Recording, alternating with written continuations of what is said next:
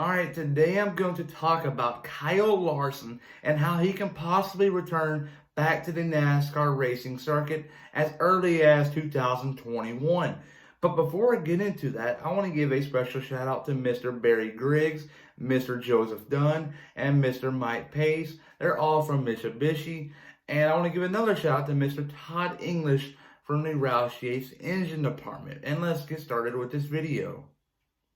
Ryan Priest, and you're watching William Blackwell on YouTube. Kyle Larson. On April 12, 2020, Kyle Larson was participating in a NASCAR iRacing event which was being broadcasted on the NASCAR website, which thousands upon thousands of people were watching this event. And they can actually hear the drivers in the chat talking to one another. But during this, though, Kyle Larson thought he was disconnected from the chat all of a sudden, and he decided to use a racial slur, which was heard around the whole NASCAR community, and it was instantly trending on Twitter. But no one can really clarify that it was Kyle in the first place, so NASCAR and Chip Ganassi Racing Organization decided to start an investigation on this.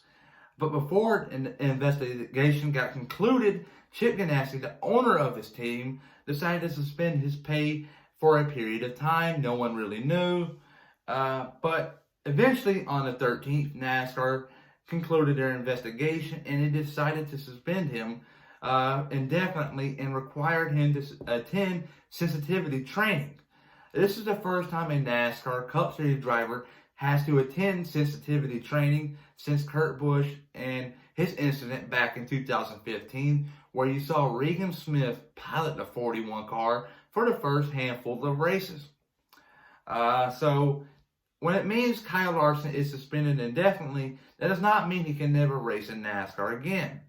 That just means he's attend this sensitivity and finish it and has to get reinstated by NASCAR, which is more than likely going to happen.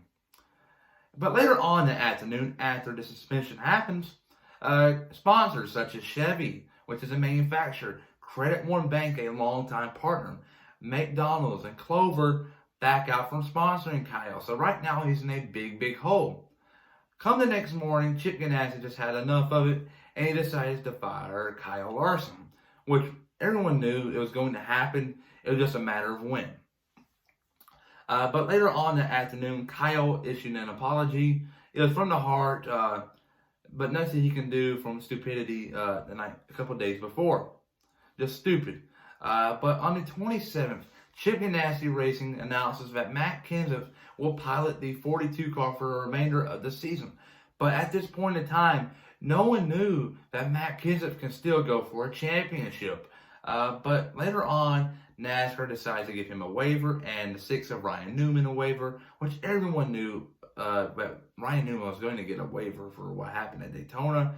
But no one knew that Matt Kenseth was going to get one and be on the quest for a second championship. No one knew that.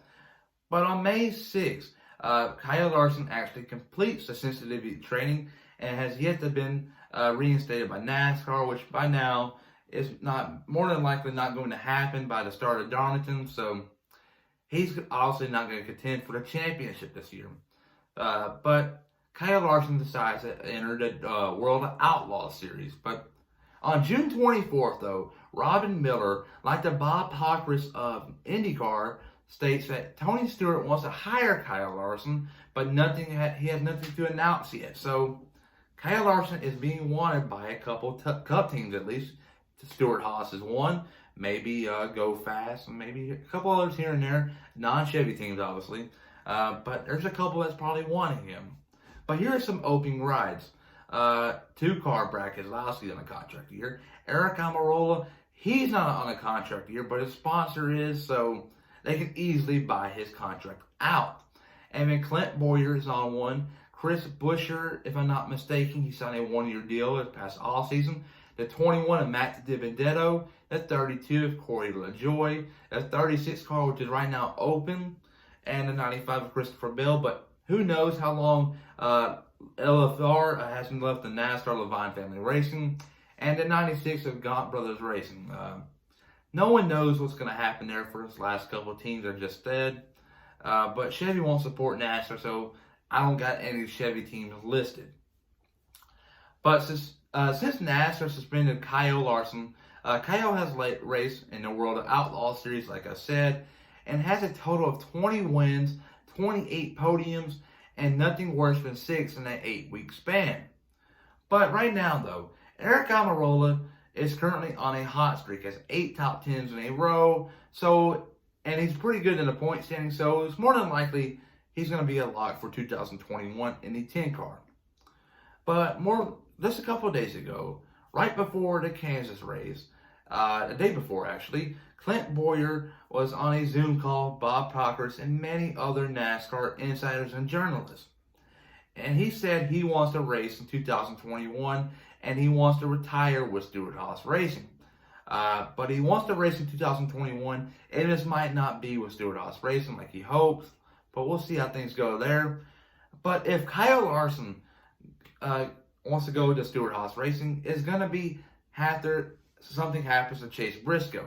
Chase Briscoe is the Xfinity Series driver for Stewart Haas Racing, and he's their main priority this offseason besides Clint Boyer and Eric Almirola. But if they can get something done with Clint Boyer or Eric Almirola and move them on somewhere, Chase Briscoe is going to be the first one on deck because he's the main priority. And then Kyle Larson's going to be second because he's second priority if they want him that bad.